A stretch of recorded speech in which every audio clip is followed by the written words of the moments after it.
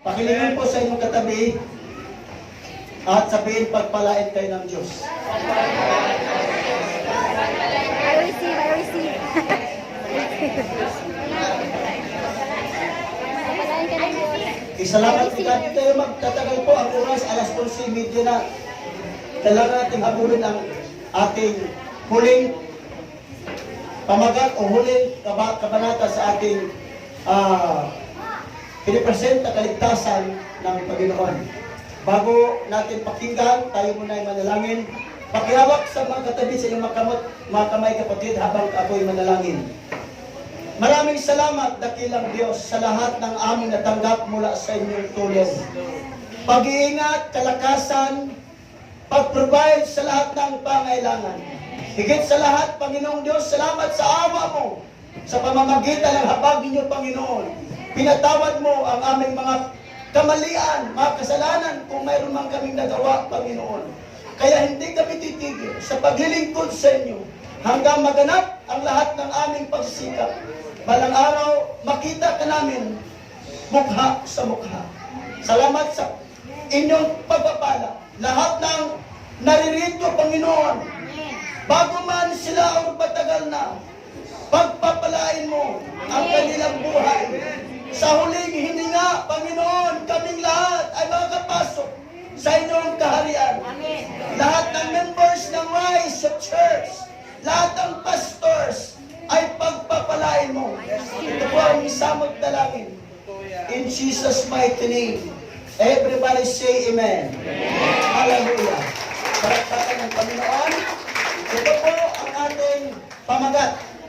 Sikapin ko pong matapos ang panglimang kabanata ng ating pagpapatuloy sa pamagat, tanggapin ang kaligtasang ibinigay ng Diyos sa tao. Sino po ang ngayon lang nakaatin po? Ngayong nakaatin. Praise the Lord. Hindi po kayo magsisisi, kapatid. Tugma talaga para ito sa ating lahat. Sa pamagat, tanggapin ang kaligtasan ibinigay ng Diyos sa tao bago mahuli ang lahat.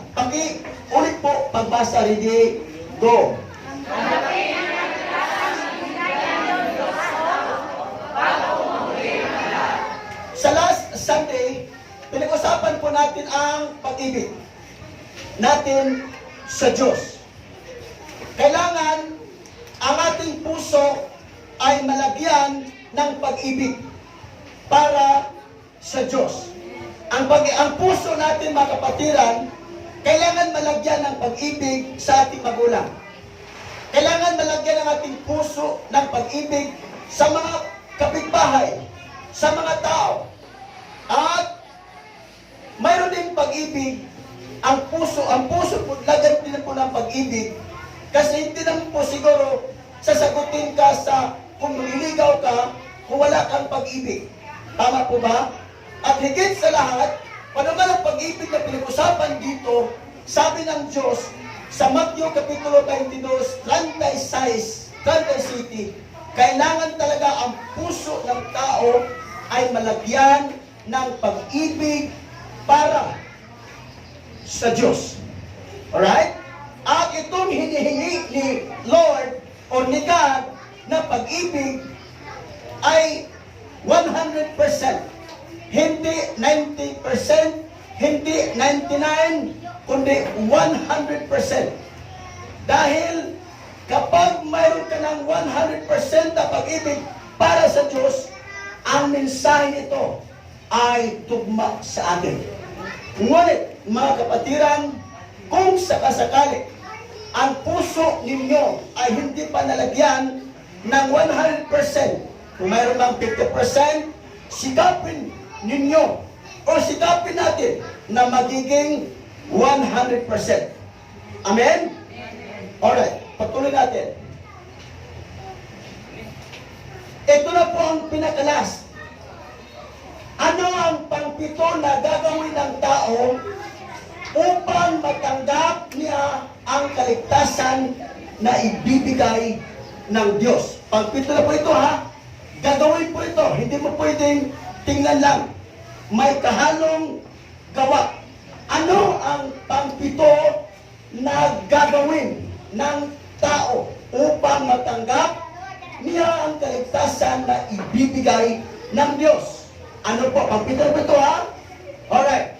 Dito sa pangpito, pakibasa po please.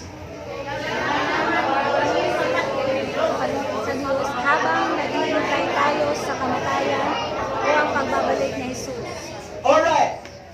Sa pangpito, mga kapatiran, itong pinakahuli ito.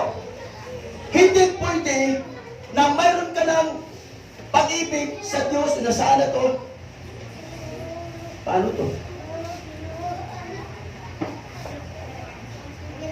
Hindi pwede mayroon ka ng pag-ibig sa Diyos, mayroon ka ng nalalaman sa Diyos, mayroon ka ng alam kung ano ang mga gawa na gusto ng Diyos na gagawin ng tao.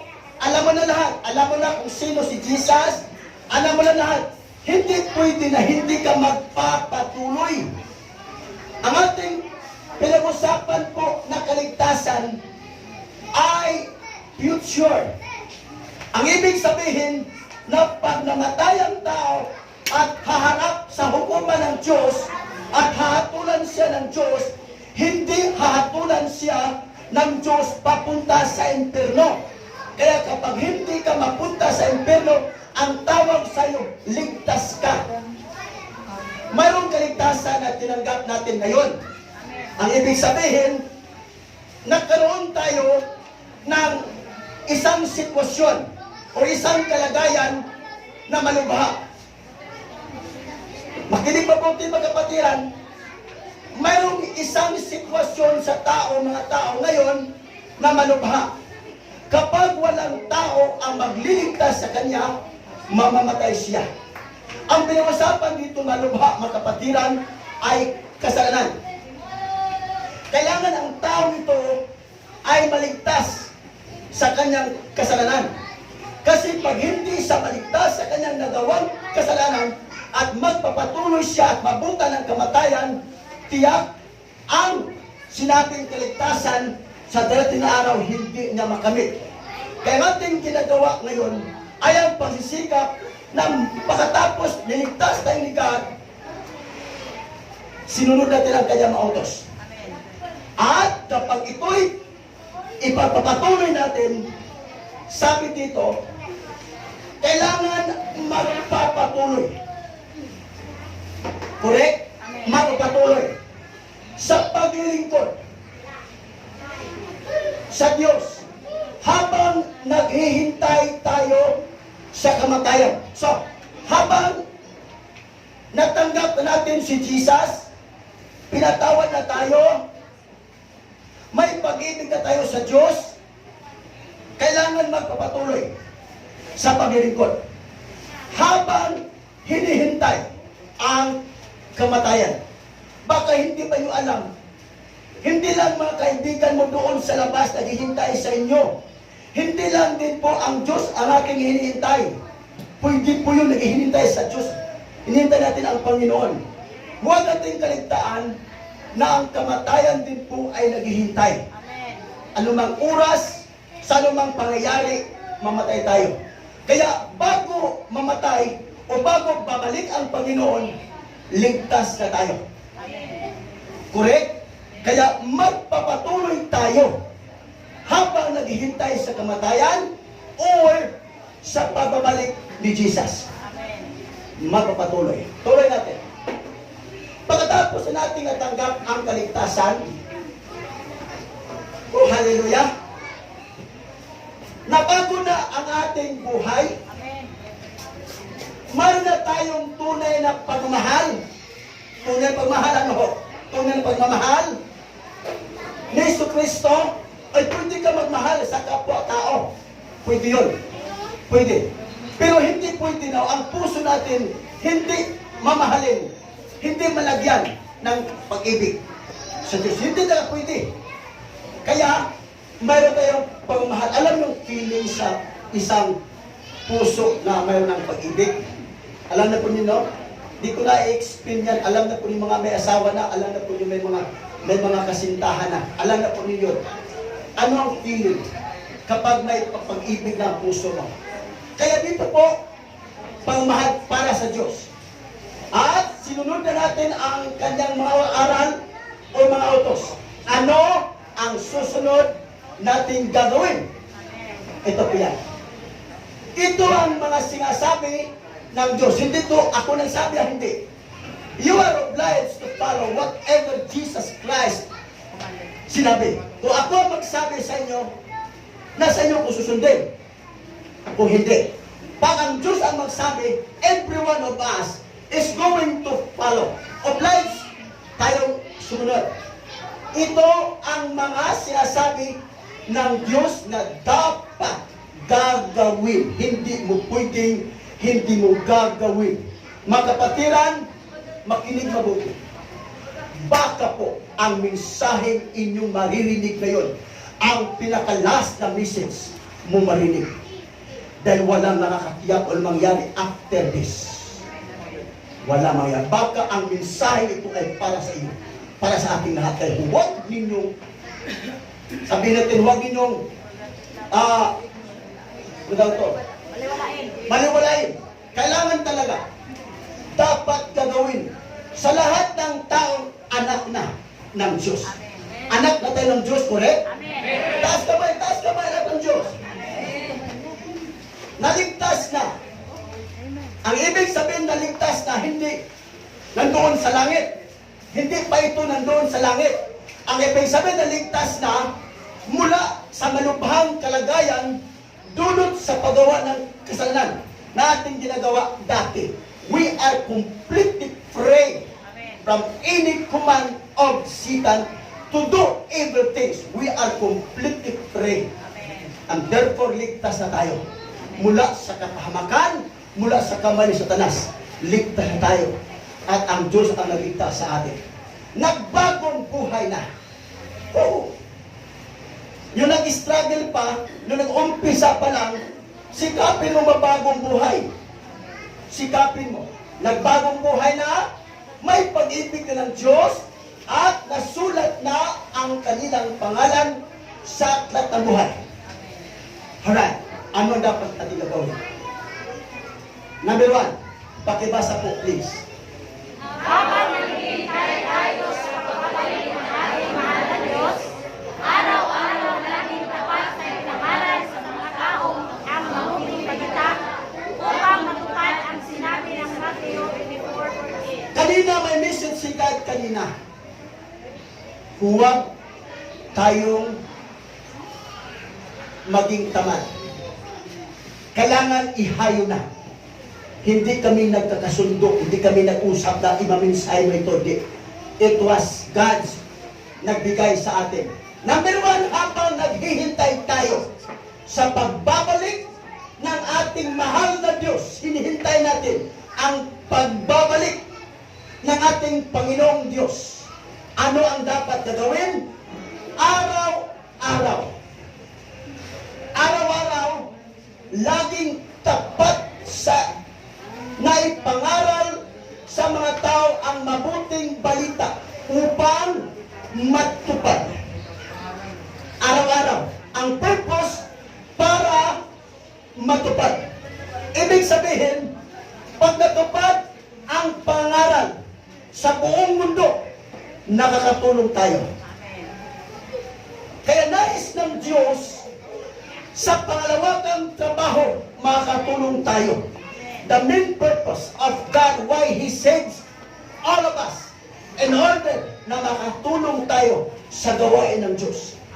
Kaya po, araw-araw, habang naghihintay tayo. Pakinggan natin ang sinabi ng Matthew Kapitulo 24:14. Ready, go. Ipangaral sa buong sanlibutan ang magandang balita tungkol sa kalalaki ng Diyos upang ang lahat ng bansa ay makarinig ito at kung maganap na ito, darating na ang katapusan. Si Jesus ang nagsabi at ito ang kanyang sinabi. Ipapangaral sa buong mundo o sanlibutan. Ipapangaral sa buong sanlibutan. Mga kapatiran, do not expect that God is going to save you. Remember, hindi pastor, hindi pare, hindi papa mo, hindi ikaw, kaibigan ang magliligtas, kundi ang Diyos. Kaya kailangan natin tingnan, ang utos ng Diyos sinabi, ipapangaral sa buong sanlibutan. Hindi man tayo makapunta sa iba't ibang lugar na malayo sa ating lugar, makakatulong tayo. Especially ngayon na high-tech na ang ating panahon. Makahatid ang mensahe ni God kahit sa kanino sa pamamagitan ng paggamit ng cellphone. And therefore, you need to be wise. Kailangan magpasdan nyo. Kailangan magbuksan ang inyong mga mata. Ano bang ginagawa sa kamay mo? Nakatulong ba sa gawain ng Diyos ang ginagawa mo? Ano bang mga panalita na nabigkasan sa bibig mo? Nakatulong ba sa Diyos as you are the son and daughter of God? O hindi kayo nakatulong. You need to be open. Kaya sinabi dito mga kapatiran, ang magandang balita tungkol sa paghahari. There will be a reigning of Christ days to come. And that would be 1,000 years. We are waiting for that. 1,000 years. Ang paghahari ng Diyos upang ang lahat ng bansa ay makarinig. Pakinggan mong sinabi ng Bible. Hindi sinabi ng versikulo upang maligtas. Hindi sinabi, pakinggan mo, analyze the verse. Amen, amen. Ang sinabi ni Jesus, ipangaral sa buong mundo, sa libutan ang gandang balita tungkol sa paghahari ng Diyos upang ang lahat Ay makarinig. ng bansa ay makarinig nito. Hindi sinabing iligtas, makarinig lang. So ikaw man ang nagpunta, ikaw man nagdala sa mensahe ni God at inaabot mo sa tao, parang tao yan ay makarinig. Kailangan mong masdan, kailangan mong pag-usapan mabuti kung paano mo siya mapakinggan, paano matanggap ang mensahe ni God. Kasi ikaw ang nagdala ng mensahe at inaabot mo sa isang tao para malaman niya. Paano niya malaman kung ikaw walang alam? Kaya kailangan mong ipaalam sa kanya ang mensahe tungkol sa kaligtasan at ano pa mangyayari para may alam siya. At kung maganap na mga kapatiran, pakinggan mo sinabi ng Bible, at kung maganap na ito, darating na ang wakas. Walang katapusan.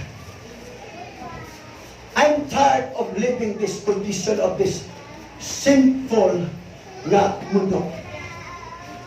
Pag hindi ka away sa cellphone, biglang nalabas sa cellphone ang hubad na babae. Maraming mga patalastas na pwedeng akayin atensyon mo. Kaya kailangan tayo magkaroon ng covering from our God. Kailangan talaga kumilos ang demonyo sa anumang paraan matapos na maganap na. At kapag maganap na daw ang pagbabahagi,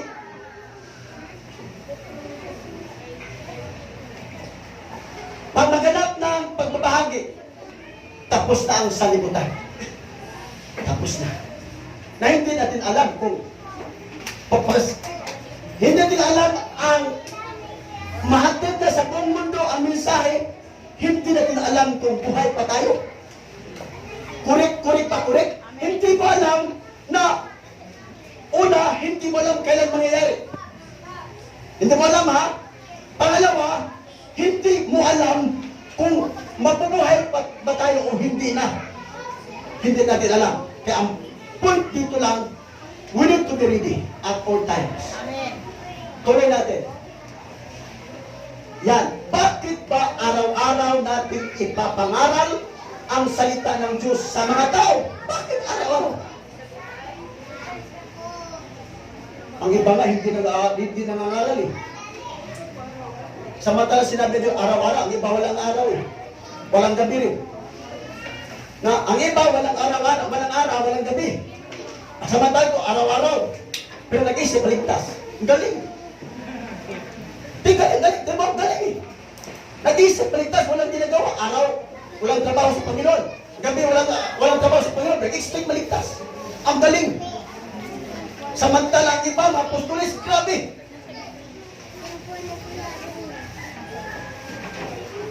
Ano ang sagot? Bakit araw-araw?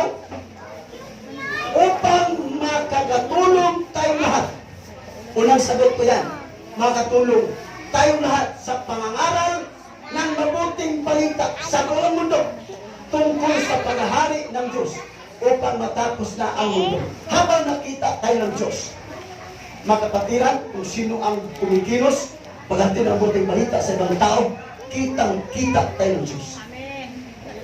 Kaya pala, according sa ating pag-aaral, mga kapatiran, unang-una kasi, mga kapay, una pa lamang nakinig sa mensahe, backslide di ako, bago pa lamang, sabi ng pastor, sino gusto pasok sa langit? Ako pa nga, unbeliever pa nga. Ang dating pagkasayaan, taas kamay. Tignan mo ha, unbeliever ha, ang dating pagkasayaan, taas kamay, gusto pasok sa langit.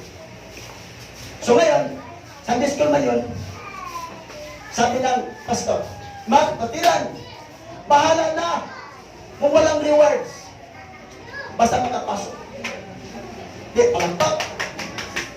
Sabi ng iba naman, bahala, pastor, ako yung tagwali sa palasyo ni God. Basta makapasok.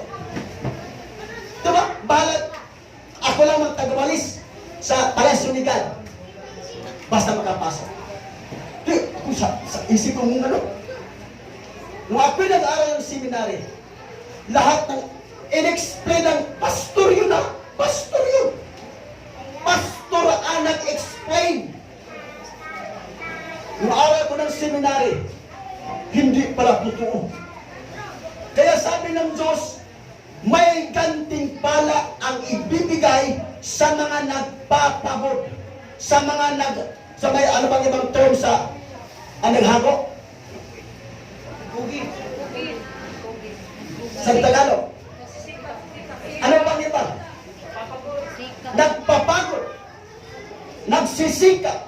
Kita ni God, may reward pala. Punta ka City Hall. Tayo ng tayo ka City Hall. Wala kang ginagawa. Di ko alam kung may tao magbigay sa'yo. Pero punta sa City Hall. Kaya wala kang kilala. Walis ka lang doon. Walis. Walis na walis. Araw-araw. Imposible wala mapansin sa'yo. Imposible wala mapansin sa'yo. Imposible.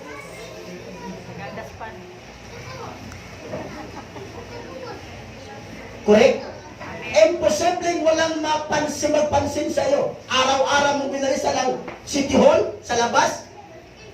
Hindi naman makapasok kasi hindi naman trabahante doon. Sa labas lang, magwalis.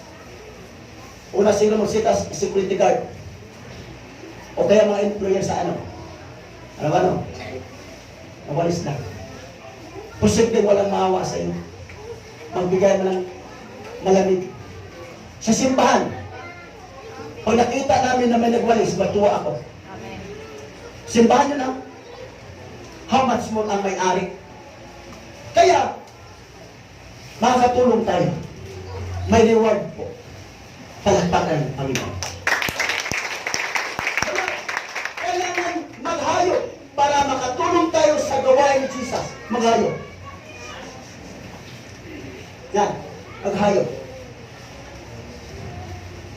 Ang ibang mga kapatiran, hindi hinayuan yung mga squatter. Doon sila sa mga malaking bahay. May-ari ng company. May-ari ng mga negosyo. Grabe talaga.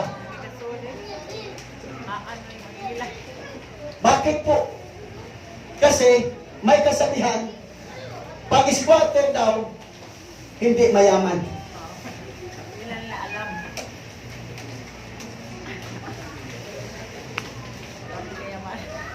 Walang pera daw. May sinabi ba si God? Na dahil sila nasa squatter, katira walang bahagi, wala silang kabahagi, wala silang part sa kingdom of God, mayroon po. Pero ang ibang mga pastor hindi nagbahagi sa word of God doon sa mga squatter, doon sa mga bulubundukin ang pagtingin sa bahay, kubo-kubo lang. Nanghiram pa ng pera pamasahe, kasi nga wala kang isa na pastor, paano ito makakapira to? Nanghiram ng pera sa akin. Para sa amin, huwag kayong maniwala. Naninira kami sa inyo. Hindi. Hindi kayo nagbigay sa atin ng piso, naninira kami sa iyo. Wala, hindi kami ganun. May pira ka man o wala, hindi ang intensyon namin. Ang intensyon namin, una, makatulong kami. Matupad namin ang utos ni God. At alam namin, may kaluluwa rin kayo. Amen. Ang RCGC, mga kapatid, walang tulong mula sa ibang grupo, sa ibang simbahan sa buong mundo. Wala. Natanggap namin ang mga akusasyon na minira daw kami. Wala. Hindi kami katulad sa ibang pastor. Walang kahit piso na ibinigay sa iba't ibang grupo para magkagano ang grupo ng RCGC. Wala kahit piso. Nagtulong-tulong kami. Because we believe God is going to provide. This is not hindi ito ating ministry. Ministry ni God is-establish sa huling mga araw. Kaya po, mga kapatiran, kapag ikaw ay nagdadala ng mensahe ng Diyos sa tao, nakakatulong kayo. Yun po. Salamat ni God. Yan. Paano yan? O, bahay na. Ang bubong, mga kapatiran, dapat. Walang dingding. Paano yun? Hirap. Pero may kaluluwa yun. May kaluluwa. May puso yun. Gusto niyo punta na langit din. Kaya, nakakatulong tayo. Salamat sa mga naghahayo at nag-aatin ngayon. Hindi ako makaganito kung walang naghahayo sa akin. Grabe ako kamasamang tao. Grabe. Kanggang leader ako. Grabe kasama. 30 plus ang uyap. Di ko doon ka ng pusilon. Kaya akong orasyon patanga, pakubol. Mangawat, huwag makapugong. Isa pa kinsa pala. Manok among kawaton, kabaw among kawaton, manok baboy among kawaton, di makatimot na iya. Kaya among orasyon na. Huwag pastor nag-share na ako, dili ko manyani. Kasi mo may sa kung why nag-share sa inyo. Kanang yung ugali ninyo mo, naong mo palahok kung dako. Palahok mo naong ninyo. Kung saan minatabo, nabago yung tinabuhi. Amen. Kung dili, madali. Hirap. Dumanang matinding kahirapan. Bagsak tayo. Minsan, nagkapag-vision tayo, hindi tayo mapapatuloy. Salamat sa awa ni God. Sa mga pastor members na nag-pray sa inyo. Amen. Amen. Kaya nanatili tayo ngayon. Amen. Yun po. Kaya sa Matthew 24, makatulong tayo. Yan, nakakatulong sila. Na ang punto, huwag silang titigil. Wala pang katapusan. Magpapatuloy. Sunod, yan. Ano ba ang mahalagang rason? Bakit ba araw-araw natin ipapangaral ang salita ng Diyos? Sa mga tao, ano pang ibang rason? Bakit araw-araw? Pakinggan natin mga kapatiran. Para walang kumpiyansa. Pangalawang rason yan. Para walang kumpiyansa. Anong ibang term sa walang kumpiyansa? Anong kumpiyansa? Yung ibang terminong walang kumpiyansa, ano ba yun? Ha? Walang kumpiyansa ba? Ano ba ibang term siya? Relax. Kampante. Pero bang walang kumpiyansa ba? Oh, pero bang walang kumpiyansa kapatid, parehay ano? Ano? Dahil lalaking bituon ako. Kaya laging bituon, laki. Walang kumpiyansa. Pasikaw na. Mao. Di ba? Dudul laki. Ay, kumpiyansa. Pasti maligaw sa mga. Nakuha mga kapatiran, ayaw kumpiyansa. Siya tutulog siya. Naikwarta tuwatol. Walang kumpiyansa, alert. Walang kumpiyansa. Yun ang pangalawang dahilan. Bakit walang kumpiyansa? Dahil sinabi ni Jesus. Pakibasa po. Bakit ay ilang laking at maramnan kayo natutulog ang sabi ko sa inyo'y nagsabi ko lahat. Maging handa kayo. Right? Yun ang dahilan kung bakit walang kumpiyansa. Walang kumpiyansa araw-araw. Bakit? Sinabi ng Biblia, baka, hindi kabaw, baka. Baka siya ay biglang dumating. Kailangan bigla ba?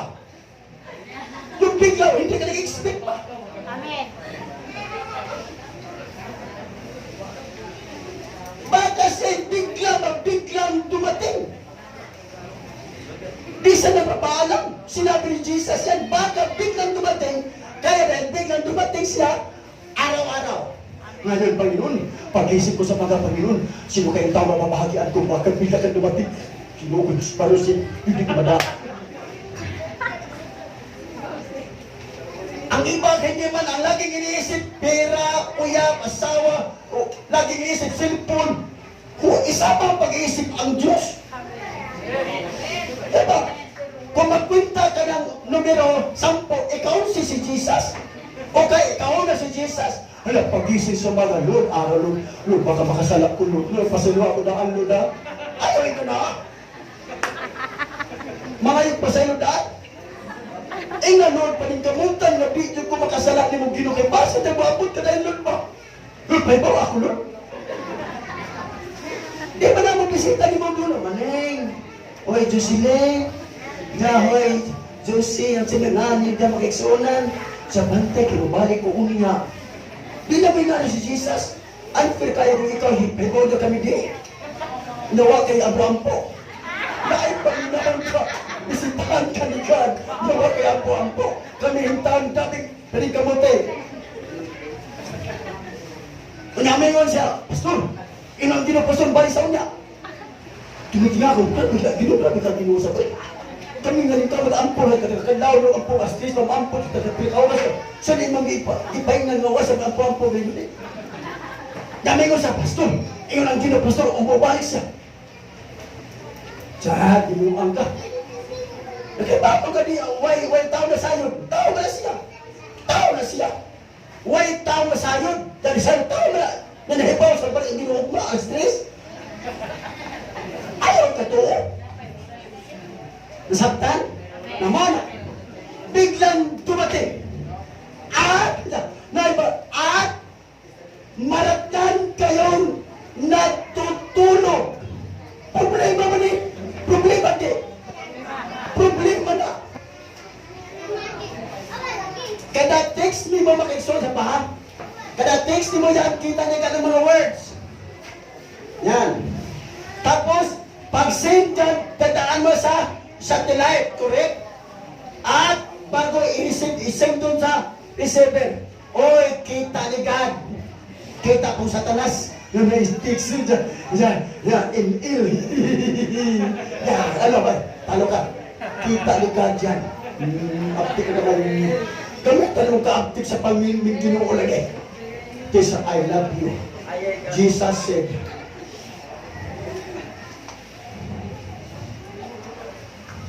kita ni God. Pag biglang dumating mo, pag biglang dumating at mahanapnan kayong natutulog, di na pasabot ng tulog. Di na pasabot mag-iksunan, wala kang ginagawa. Nakita ka bang tao na tulog na ikibuhat? Natulog ba ng bangkay na bangkay ba? Natulog. Okay, nakita na na. Muling igamit ni God kay badaling masaktan man. Una daw ka magsakay, pasahero ka. Door ka driver.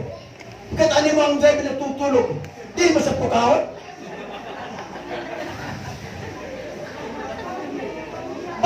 Baka biglang dumating si Jesus at maratnan tayong natutulog.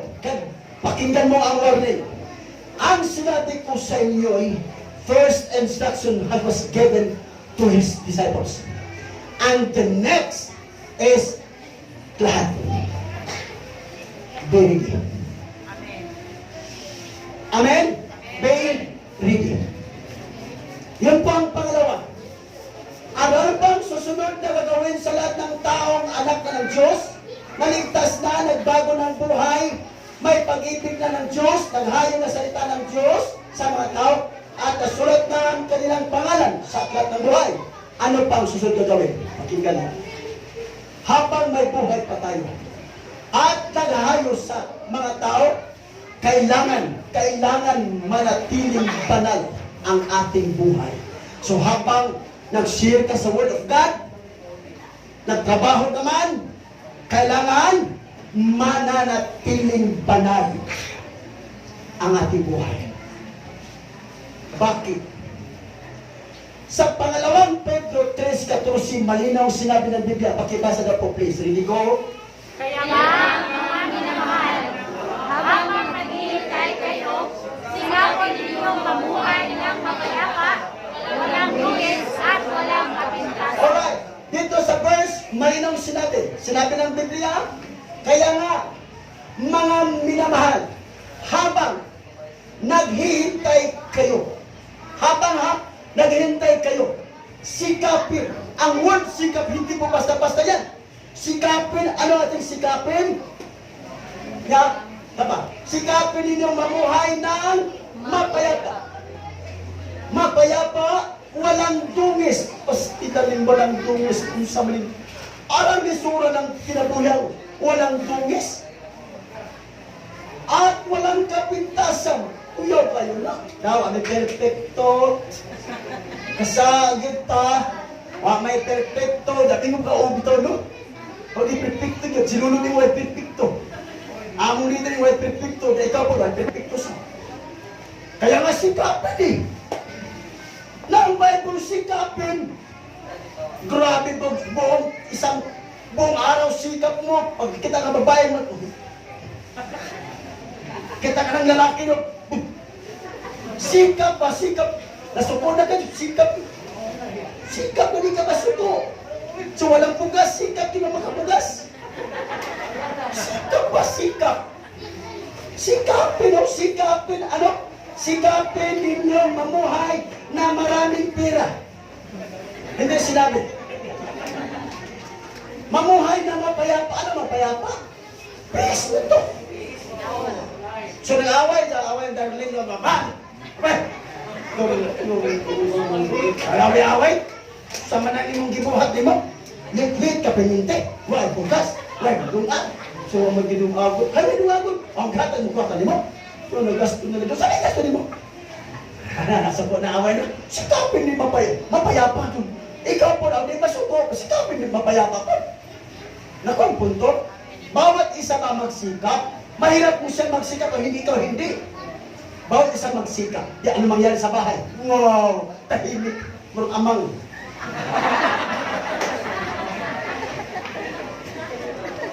Sikap. Masarap ang buhay pagkat napakaganda mo. Kahit walang bugas. Basta mapayapa. Paano mamuhay ng walang bugas? Na mapayapa. Na ang bata na wala ka. Dahil mo na yung mata na, mapayapa o inyong nagatas. Pwede. Hirap. Pero magsikap. Mamuhay na mapayapa, walang dungis. Sa Bible ha, Ephesians chapter 5, 26-27, walang dungis, walang kapintasan, walang kulubot, at anumang apan. At anumang mancha. Mahirap. Kaya sikap. Bakit? Pakinggan mabuti. Sinabi ng Bible. Pakibasa please. Sumala sa inyo sa kasalanan, kung lisod maluwas ang taong matarong, o sa paka ang mga magtuo ng Diyos, upang mga makasala. Sabi ng Bible hindi ako nagsabi. Sabi ng Bible. Sumala sa lingon sa kasulatan, kung lisod maluwas. Kung lisod ang verse hindi nag-indicate na ang mga matarong di maluwas. Huwag masabi, kung lisod, maluwas. Lisod, maluwas. Maluwas sila. Ang mga matuwid, tapahaman din. Ang mga taong matarong, ang mga taong matarong, lisod, maluwas. Taong matarong pag sinabing taong matarong, hindi pa sa atong interpretation na, why, sana, hindi pa sapot na matarong lang isa. Imposible kayong matarong ka. And a biblical perspective na ikaw na isa, di pwede yun. Biblical perspective yan. Kung lisod maluwas, ang taong matarong, maluwas yan punta. Lisod lang. Nindot ka. Kaya nagkalisod-lisod ka pa, di ka mamaligtas. At least, lisod man, maligtas, pakinggan mo ang sunod. Ang taong matarong, unsa pakaha. Unsa pakaha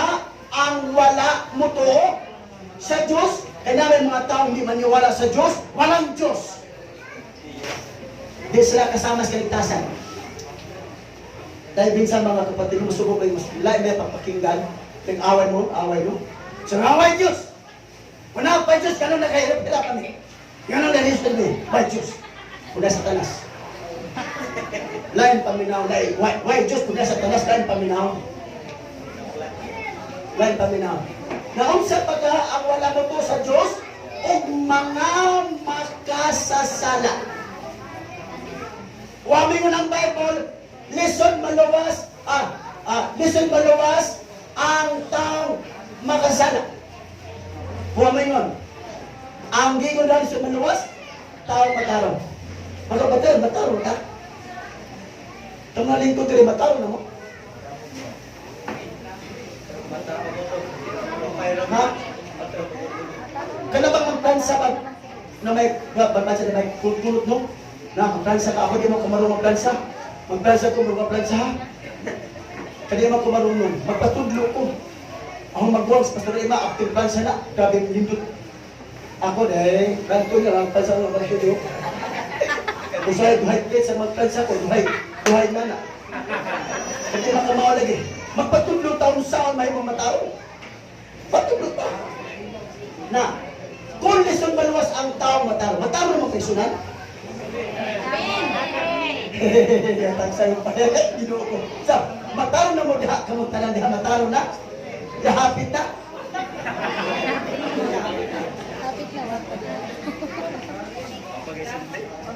Naningkamot pa. Kasi ang mga naningkamot, 20 years, dito natin pang 3 years ago na. Kaduga sa grabe sa posisyon yung ang kagahe o buling pala grabe. Humuli na usa ka container na sunrox. Anong imong sinina gahe matanggal o buling, humuling sunrox, usa ka simana, grabe di malata yung simana.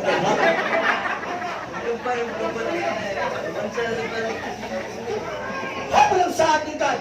1 John chapter 1 verse 9. He will wash away. Iyang limpyuhan. Kisa may mo limpyo dahil. Dili ikaw. Hago ang trabaho sa Ginoo. Igor kang may pasal, Ginoo, pasala ko Ginoo. Hugasan ko sa mong sakyaw mo na. Mupay mo hugas ang Ginoo. Hago ang trabaho ni God. Ikaw may magmoto daw, tanang Ginoo, may palimpyuhon. Sa prasaktan mo. Bukan ng punto. Ikapay mo himog sala, ang Ginoo palimpyuhon. Murag bata ba? Ang bata, halibang ikaw palimpyuhon.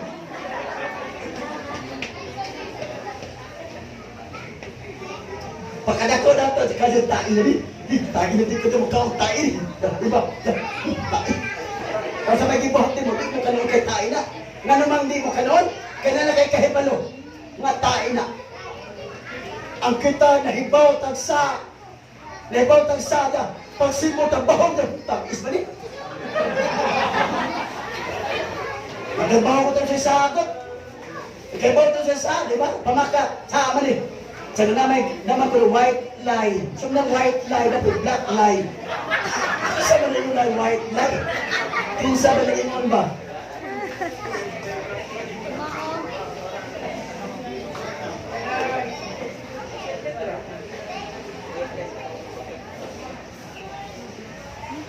Sa tuwa-tunga na, mata, wapang room. Kaya matarong man, kung pito ba na mata pa, ang room katapusan. Mata, na room. Ka-process lagi. Makita man, napo ka papilis, siyam na lang, naabdas ka matan, wa mahuman, kasi basulon. Ang Ginoo, Ang pastor. tuwang ripi po angod. Si God kay basulon, nangayon mo, marunong wines dito. Ginoo, bantay ni Ginoo sa among pagkatulog. Security guard na. Ginoo, panay ni Ginoo. Pero na, imo lang yanuhon pagsuot ang Ginoo. Imo lang yanuhon pagsugo ang Ginoo. May tada ako tarabe, chairman of association. So yan, Pastor Maneng, kuwara tong Pastor Maneng, sige kira Pastor Maneng, banin Pastor Maneng. Sumibo, grabe sa buhay. Istingis ko 30 daw, ina daw. Pero sa mga nahitabo, lagi kay turn sa Bible, matapang siya. Kung sa nato gibuhat ito, naabuso ng Ginoo. Ngunit, ang dalawang versikulo sunod, matarong, ano pa ang sunod na gagawin sa lahat ng taong anak ng Diyos? Naligtas na, nagbago na ang buhay, may pag-ibig na ng Diyos, naghayo sa salita ng Diyos sa mga tao, at nasulat na ang kanilang pangalan sa aklat ng buhay. Anong susunod gawin? Pangatlo, habang may buhay pa tayo, kailangan magtatagumpay o magtagumpay tayo kung anumang uring kahirapan ang ating haharapin. Huwag titigil sa pagsunod. Kaya po ang love, pang-anim ang importante. Una importante lahat ng pang-ipito, pero ang makapasulit talaga ang pag-ibig mo. Kasi po, pakinggan mo sinabi, huwag titigil pagsunod sa mga utos ng Diyos hanggang kamatayan o maabutan man sa pabalik ni Jesus. Tiyak maligtas tayo. Huwag titigil. Pakinggan mo. Sinabi ni Jesus sa Mateo, pakibasa na po, please. Mapalad ang mga iusik na dahil sa kanilang pagsunod sa kalooban ng Diyos, sapagkat napabilang sila sa kaharian ng Lord. Wala kang pag-ibig kay God. Mapalad ang mga inuusik. Ow! Ow! Ow! Aso yan. Sa Tagalog po inuusig. Hirap to.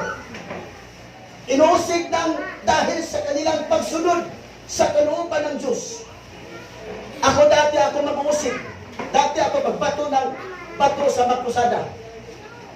Pastor, ako bato rito. Undang ilang kusada. Ako nag-usig.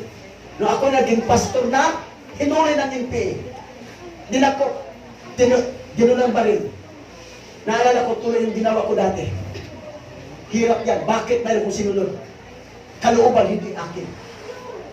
Kalooban ng Diyos.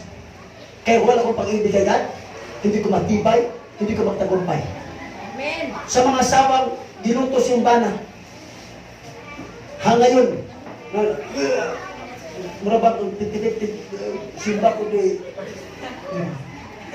dito, ipisikot yung bana. Pag dili ka matibay, tigil ka. Huwag titigil. Huwag ka magpadala sa kanya. Dapat siya magdala sa iyo. Alam mo katotohanan eh.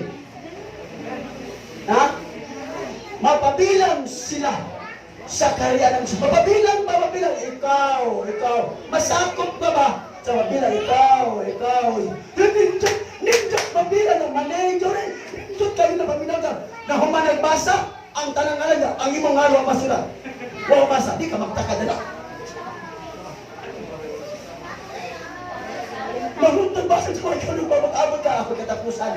Nahulog magbasa ko, ay, ungan.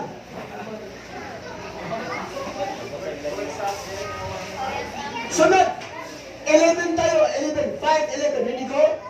Mapalad ang mga lalaki at iusik ng mga tao at pinaparatangan ng lahat ng uri ng kasamaan na pawang kasinungalingan ng dahil sa Mapalad ang mga nilalay at inusig ng mga tao at pinaratangan ng lahat ng uri ng kasamaan na pawang kasinungalingan ng dahil sa akin.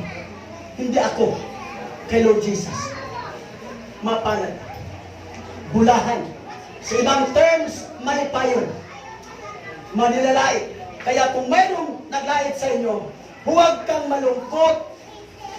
Dapat masaya ka dahil napapatunayan na iyong pagsunod ng Diyos ay nilait ka na at inuusig. Kaya gagawin mo, maghanap ka na mag-usig sa iyo.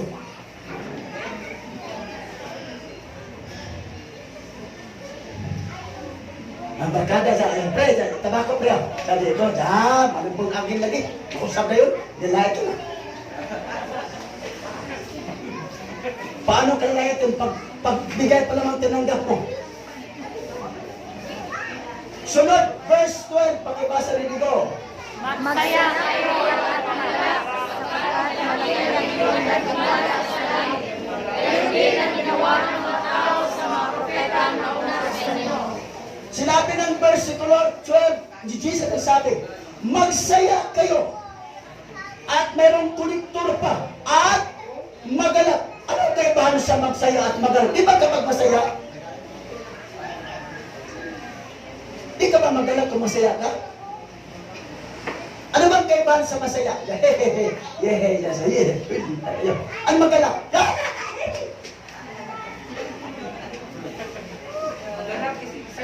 Natanawan pero magsaya kayo at magalak. Bakit ka magsaya at magalak? Sapagkat malaki ang inyong gantimpala sa buhol. Sa Amerika, wala. Sa langit, ibig sabihin, doon sa langit mo, kukunin ang mga gantimpala sa Diyos na ibibigay sa iyo kapag ikaw ay magtatagumpay. Amen. Amen. Amen. Masaya. Wow. Ang nangyari sa atin, malungkot man. So pagsulay din ako kwarta. Ayaw pasangin ang pagsulay may kwarta. Sabi kwarta, bakit trabaho po? Kaya mo na, ditenta yung yawa agad. Ayaw, yung yawa pasangin na po, kung sawa kong hinabot ni mo. Ayaw po pasangin ng yawa. Dapat, salamat din. Yun. Masabi, di mo hati mo. Bakit kayo usigin? So, paano yung magpadalag? Bakit usigin ka? Ano bang ginagawa mo? Hayo. Oh, naghayo ka. Sinunod mo ang kalooban ng Panginoon na ayaw ng tao. Ang ginagawa natin, ayaw sa mga tao. Kaya pagbubikaan tayo dahil hindi nagustuhan ang ating ginagawa. Kaya pag nangyari po ito, masaya. At magalak. Salamat Lord. Salamat. Huwag mong gagawin sa kalsada. Uy, please. Huwag mong gagawin sa kalsada. Huwag mong gawin sa kalsada kasi makita sa bahay mo sa video. Gagawin mo lang.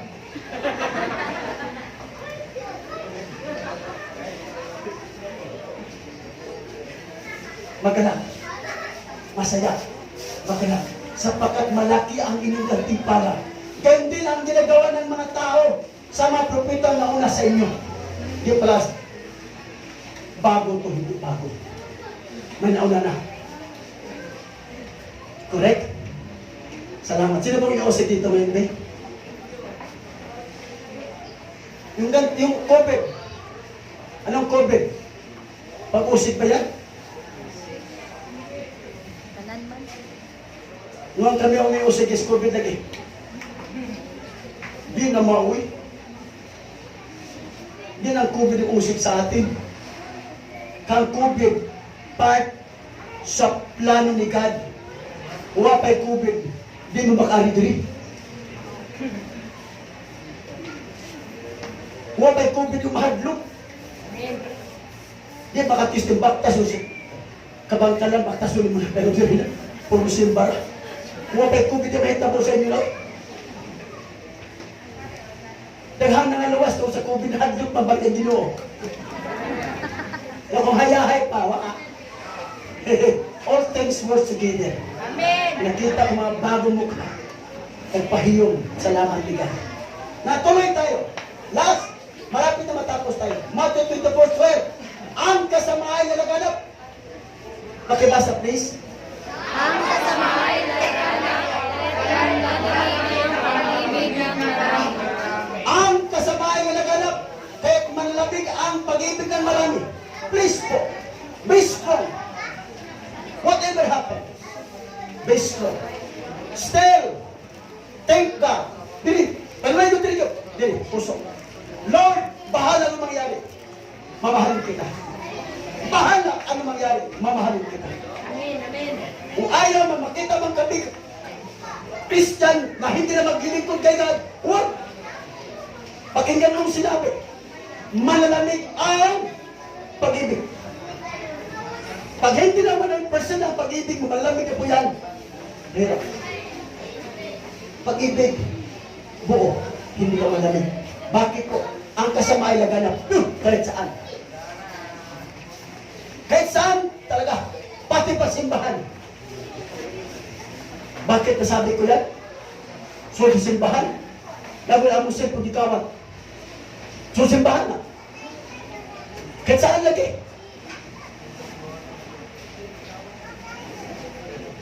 So, simbahan ikawan lagi. Ngano gitawat ang cellphone. Ang kawatan na masunsimba. Kaya pa yung kawatan ng sunsimba, nasa palipot ka, ang cellphone, wala naman. Sa anong punto? Ito. Kasamaan, nagana, pati pa sa mong bahay. Kaya man lamig, naging musimba ito, magkawatan mo cellphone. Nagkawatan yung bulagin. Ayaw kay, bago pa to. Oo, amen. Bago pa ito proseso. Kaduha pa ito isimba. Nakamang namo dalang kwarta, ano yung kita-kita sa doon? Kamang dalang kwarta, ano yung pakikita mo dalang kwarta kayo mo? Matintan mo banbo. Bergua. Di ba dalang kwarta, ano pa? So, gara-gara sa mga banbo dalang kwarta, gara-gara sa pakulang-kulang dili nyo. Ang bag, murag bag, dato, ayaw sa... Kumain mo, bitbag ang ilong na doon. Okay pa. Ang pagtanaw sa mga tao, may kwarta ni bitbag. Kagara-garaon sa to, di kawat. Kawat na, sa kasonan, hindi mo bantay lagi. Hindi mo panalipod, kawat mo lagi. Napasusimban, bulagin. Nadampisig sa ligad, kawat mo lahapon. Kita alam ko. Kapiyo mata, kita alam mo, hindi kawat na. Ang pwede pa, nanangawa. Ang pwede pa, impas na kayo. Pinalagkot. Kaya una sa nga, ang talang mataw piyong. Kasi kabahan mataw ang piyong. Bakit anak ko? Nakuha yung punto, di na ito mangawat, kundi pakawatan siya. Naman, manlamig. Hehehe. Na, di mo magbabasag sa ikaw na nasawa ko. Ikaw na ba na? Nagpog na hinugod pa pangalagan ni God. Uy! Baan na ka nabugnaw? Baan na kang nabugnaw? Igor ka niinit ka ba? Yung bugnaw na po.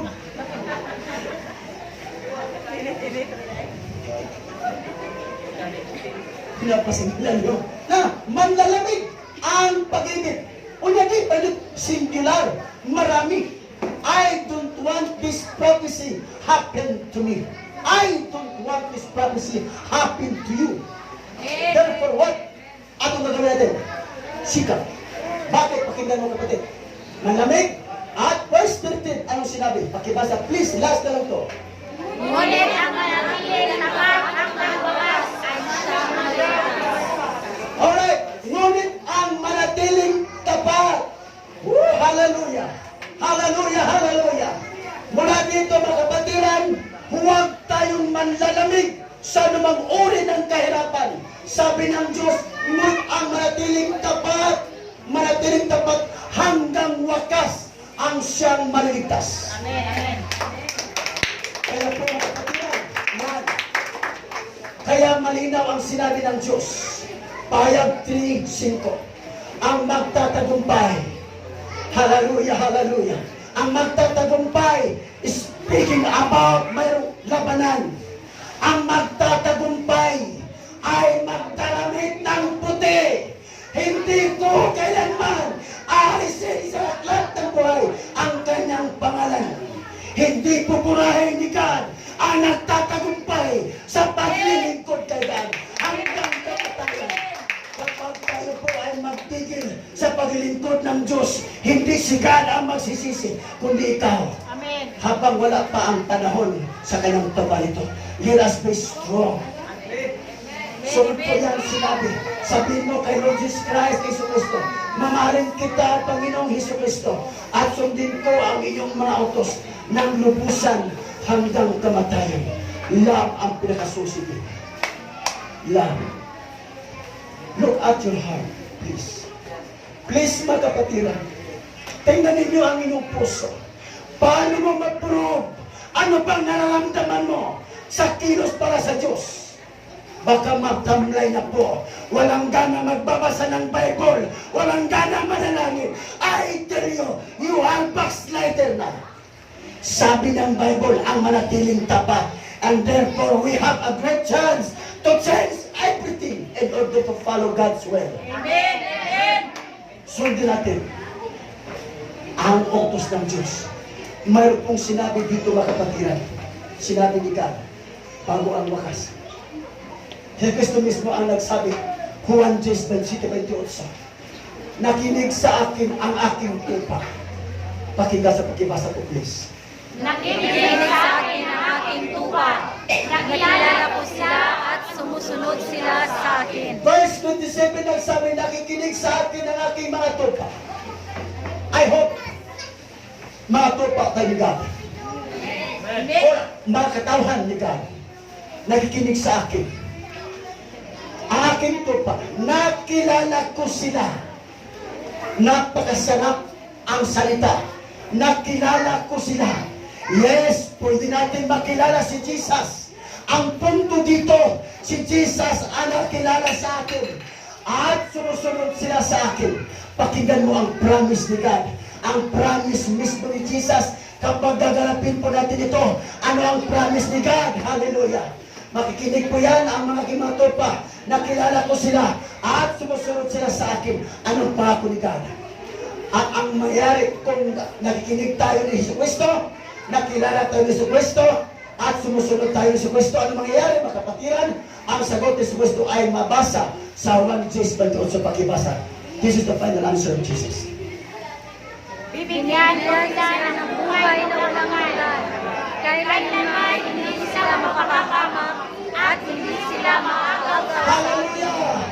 Palagpagan natin ang Panginoon! Pangako ni Jesus, sabi ni Jesus, bibigyan ko sila ng buhay na walang hanggan. Ang mga tao lamang nakikinig, sumusunod sa Panginoon, nakilala sila ng Panginoon, bibigyan ko sila ng buhay na walang hanggan. Sinabi, kailanman hindi sila mapapahamak. At hindi sila maagaw kanino man. Hindi maagaw kanino man. Pangako ng Diyos, kahit pa maraming demonyo ang maglapit sa inyo, susubukan ka, hindi kaya ng Panginoon, aagawin ka mula sa kanyang kamay. Bakit? Sumusunod ka sa kanyang kalooban. Ang kapatiran, kung hindi ka sumusunod ang kalooban ng Panginoon, I'm going to challenge you. Start now. Amen. Follow God's will. Hindi ka maagaw kanina. Pangako ni God. Tulad po ito mayo.